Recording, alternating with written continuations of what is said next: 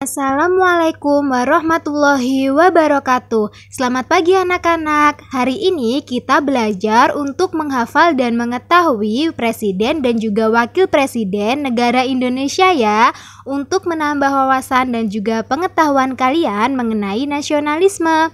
Ibu lanjutkan ya, apakah kalian sudah siap? Yang pertama, Presiden Indonesia adalah Insinyur Soekarno.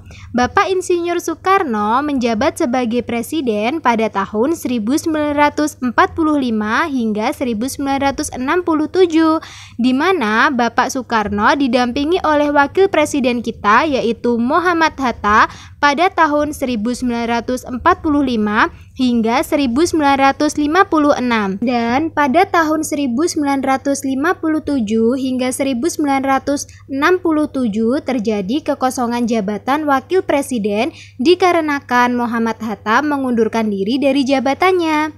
Kemudian presiden kedua negara Indonesia adalah Soeharto.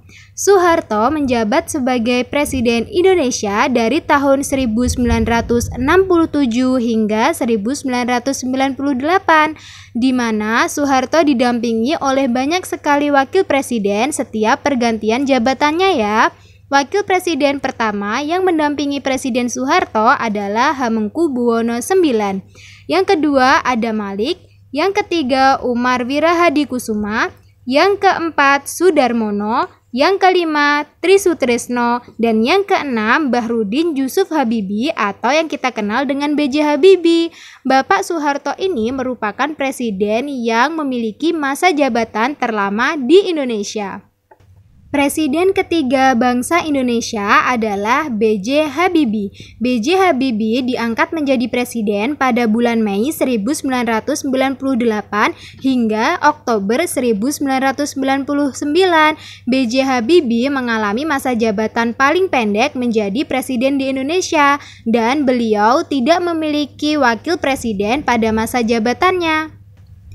Kemudian Presiden keempat negara Indonesia adalah Abdurrahman Wahid yang menjabat bersama wakil presidennya Megawati Soekarno Putri pada tahun 1999 hingga tahun 2001.